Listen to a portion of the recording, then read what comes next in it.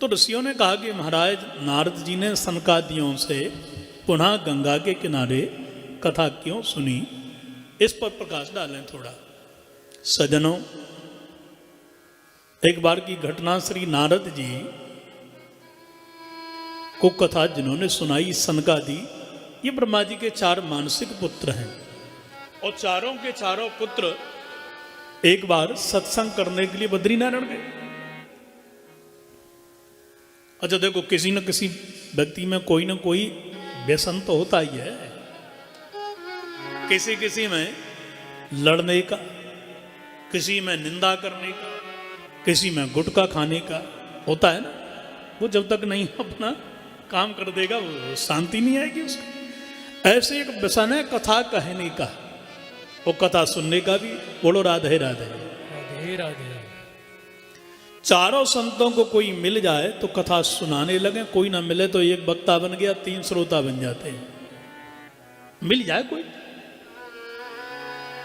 बोले एकदा ही विशालाया चत्वार ऋषयो मला सत्संगार्थम समायाता ददृशोस्तत्र नारदम ददृशोस्तत्र नारदम।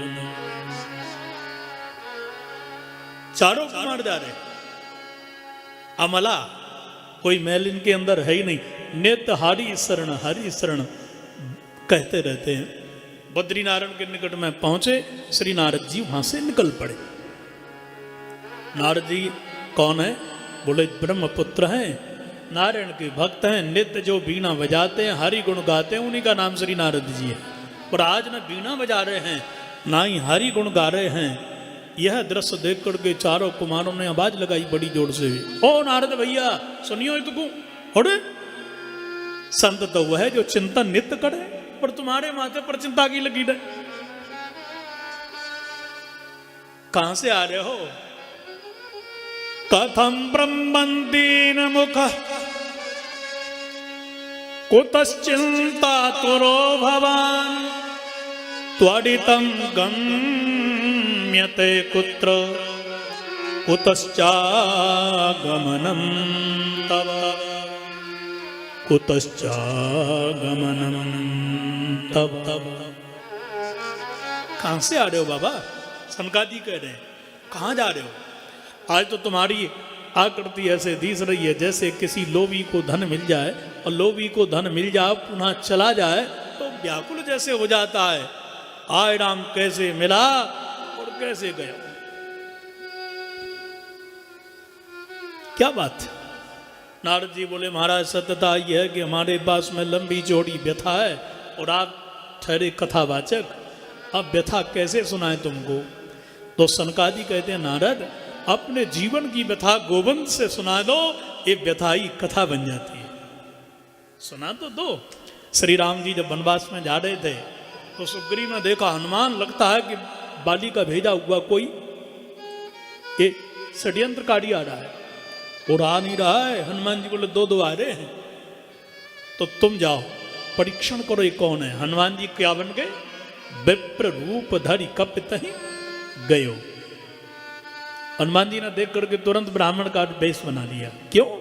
बोले ब्राह्मण बन करके आकृति से बड़े सुंदर लग रहे हैं, ब्राह्मण बन के जाऊंगा तो इनकी यात्रा मंगलमयी हो जाएगी, ब्राह्मण के दर्शन मंगलकारी हो।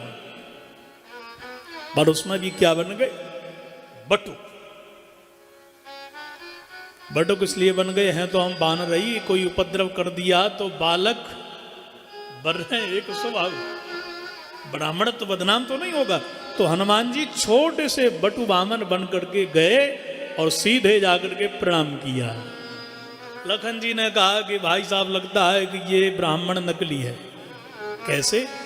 बोले क्षत्रिय होकर के हमको प्रणाम कर रहा है। तो राम जी ने कहा कि देखो लखन, हमारे माथे पे तो नहीं लिखा ना कि हम क्षत्रिय हैं। पर हनुमान जी बोल पड़े, कठिन भूमि कोमल पदगामी कवन हेतु बिचिरहु बन स्वामी। ओ तुम श्यामल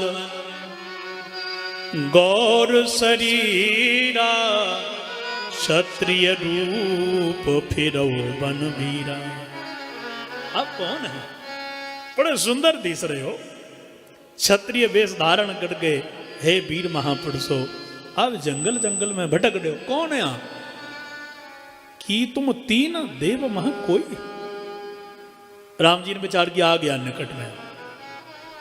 राम जी बोले लखन, लखन जी बोले मेरी सुनो सरकार, देखो जानता है कि क्षत्रिय रूप फिरो बन वीरा, हम क्षत्रिय फिर भी प्रणाम कर रहा है, हम फिर भी कह रहे हैं ये ब्राह्मण नहीं है, कभी कभी हमारी भी सुन लियो करो। अब बड़े ही बड़े जो बोलते रहे वही थोड़ी, कभी छोटों की भी सुनो ना। बोलो राधे राधे। आपका परिचय क्या है? श्री रघुनाथ जी कह रहे हैं। बोले कौशलेश दशरथ के जाए, हम पितु बचन मान बन आए, मान बन आए। हम कौशलेश श्री राजा दशरथ के पुत्र हैं, अयोध्याधिपति के पुत्र हैं हम। मेरा नाम राम है, ये मेरा छोटा भाई लक्ष्मण है, और हम तीन आए थे यहाँ हरि निश्चर वैदेही विप्र प्रय, हम खोजत तई, उनको खोज रहे हैं। हम दोनों भाई हैं राम लक्ष्मण। अब भाई बात यह है कि आपन चरित कहा हम गाई, और कहो विप्र निज कथा बुझाई। हमने अपना चरित कह दिया, हे ब्राह्मण देवता अब तुम बताओ तुम्हारा परिचय क्या है?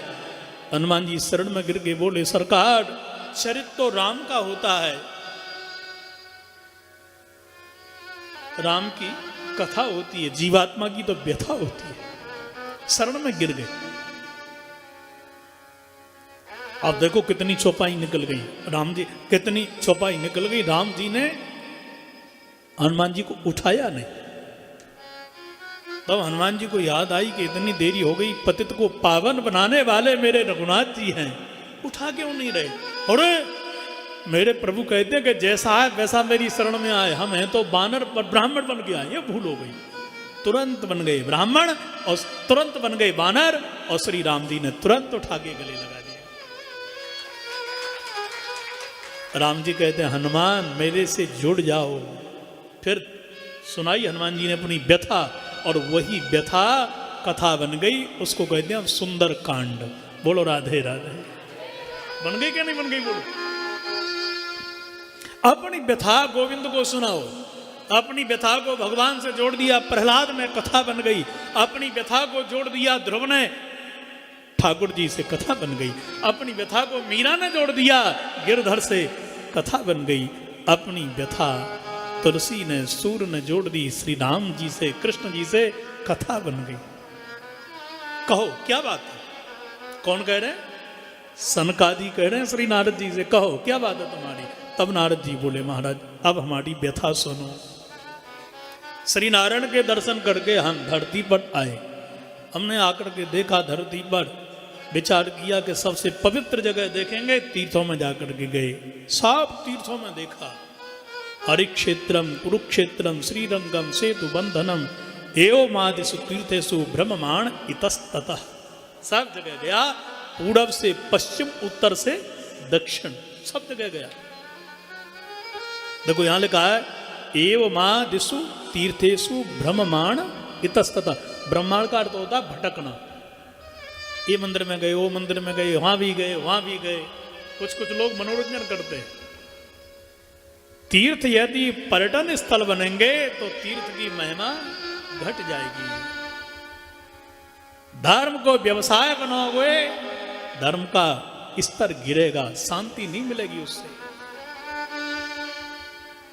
नारद जी सब जगह गए, देखा गंगादी नदियों में लोग गंदगी छोड़ रहे हैं, तीर्थों में जाकर के गंदगी छोड़ रहे हैं, तीर्थों को गंदा कर रहे हैं, पवित्र कर रहे हैं। तीर्थों में जब बढ़िया बढ़िया साधन मिलेंगे, बढ़िया बढ़िया होटल बनेंगे, तो साधक नहीं वहां भोगी लोग आएंगे, तीर्थ की महिमा घट जाएगी। राम राम, तीर्थों की ये दुर्दशा। अरे गंगादी नदियों की महिमा बताने वाले साधु जन हैं, साधुओं को जाकर के देखते हैं, साधुओं के यहाँ गए कोई त्यागी नहीं, कोई संतोषी नहीं, कोई भजनानंदी नहीं, कोई योगी नहीं, सत्क्रिया नहीं, राम राम राम। ये तो विरक्त भी ठीक नहीं। जब विरक्त बढ़िया नहीं तो तीर्थों की हालत, धर्म की हालत भी बिगड़ जाएगी। पर विरक्तों का जन्म तो ग्रस्तों के यहाँ हुआ है, जाकर के वहां देखते हैं। ग्रस्तों के यहाँ ही तो विरक्तों का जन्म हुआ है, तो मैं जड़ कैसी है वहां तो देख कैसे। जाकर के देखा महाराज ग्रस्तों के यहाँ कलियुग चरण जमा करके बैठा है। ये 4 दुर्गुण आ गए तो समझ लो ये कलयुग है घोर तुम्हारे घर भाई। कौन से 4 दुर्गुण हैं? श्री नारद जी ने ये देखा ग्रस्तों के यहाँ। बोले तरुणी प्रभुता गे श्याल को बुद्धिदायक कन्या विक्रणो लोभा दंपती नांच कल्कनम दंपती नांच कल्कनम। तरुणी प्रभुता गे, घर में चला हुआ है देवी जी का। देवी जी ने कह दिया माता जी को बाबू जी को द्वारका नहीं भेजेंगे, बहुत पैसा लगेगा, नहीं जाओगे बाबूजी, अब घर में ही रहो शांति से, कहाँ जा रहे हो। देवी जी ने कह दिया ये बुढ़ा बुढ़िया को दोनों को यहाँ से निकालो। तो बाबूजी बगल में ही मैंने फ्लैट ले रखा है, वहां जाकर के रह लो ना। देवी जी ने जो कह दिया वही कानून है। 2 भाइयों का बंटवारा हो गया, भाई पंचायत ने निपटारा कर दिया। देवी जी ने आके घर में कहा ये फैसला मंजूर नहीं है, मना कर दीजिए जाकर के। सो श्रीमान जी आकर के बोले भाई पंचो ये फैसला हमको मंजूर नहीं है। तो भाई पहले तो तू स्वीकार करके गया, ये पंचनामे पे तू दस्तखत करके गया। बोले नहीं अब मुझे स्वीकार नहीं है। तरुणी प्रभुता गे है। और बुद्धि देने वाले कौन है? बोले श्याल को बुद्धिदायक। घर वाली की सहमति लो, बहुत अच्छा है, पर जोरू के गुलाम बोलो राधे राधे। मैं ये नहीं कह रहा हूं बनिए के मत बनिए, ये तो मैंने कहा ही नहीं, मैं तो ये कह रहा हूं आप लोग समझ गए होंगे। बोलो राधे राधे। अपने विवेक पर कुछ सोचो। श्री हरि शरणम। तो जिस माता ने जन्म दिया, पिता ने जन्म दिया, बताओ उसकी कदर तो करो ना। तो तरुणी प्रभुता गे है। घर में चलावा घर वाली का और साले दें बुद्धि तो घर में शांति रहेगी। बोले नहीं ऐसा नहीं है, नारद जी कहते हैं दंपति ना चकल कनम, उसी घरों में ज्यादा कलेश है। बेटी का विक्रय करने लगे लोग। बेटी का विक्रय मतलब सुयोग पढ़ी लिखी बिटिया का विवाह अयोग्य बड़ के साथ में कर दिया। क्यों? और काला का लूटा मोटा ताजा है, लेकिन पैसे वाले का छोड़ा है, अपना भी काम चल जाएगा जब तक। लो बिटिया का गला घोंट दिया तुमने अपने स्वार्थ के कारण। इसलिए कन्यादान श्रेष्ठ दान है, सुयोग हाथों में दीजिए, बच्ची को बढ़िया हाथों में दो। बोलो राधे राधे। नारद जी ने जब 4 दुर्गुण देखे ग्रस्त के यहाँ, तो यही कलयुग का प्रभाव है। और सीधे यहाँ से श्री नारद जी चल पड़े। जब मन दूषित हो जाए, मन परेशान हो जाए, तो किसी तीर्थ में जाकर के, सरोवर में जाकर के गंगा स्नान करो, सरोवर में स्नान करो, तीर्थ में जाकर के कुछ दिन तीर्थ का सेवन करो, वहां मन शांत रहता है। और श्री नारद जी कहाँ चले? वृंदावन के लिए। और वृंदावन में जाकर के जैसे ही पहुंचे महाराज, आहा अद्भुत वृंदावन की छटा। वृंदावन में जैसे ही यमुना की कलरव करती वही धारा की शब्दावली कानों में पड़ी, तो मन की व्यथा मिट गई। तन पर रज पड़ी तो तन भी प्रसन्न और मन भी प्रसन्न हो गया।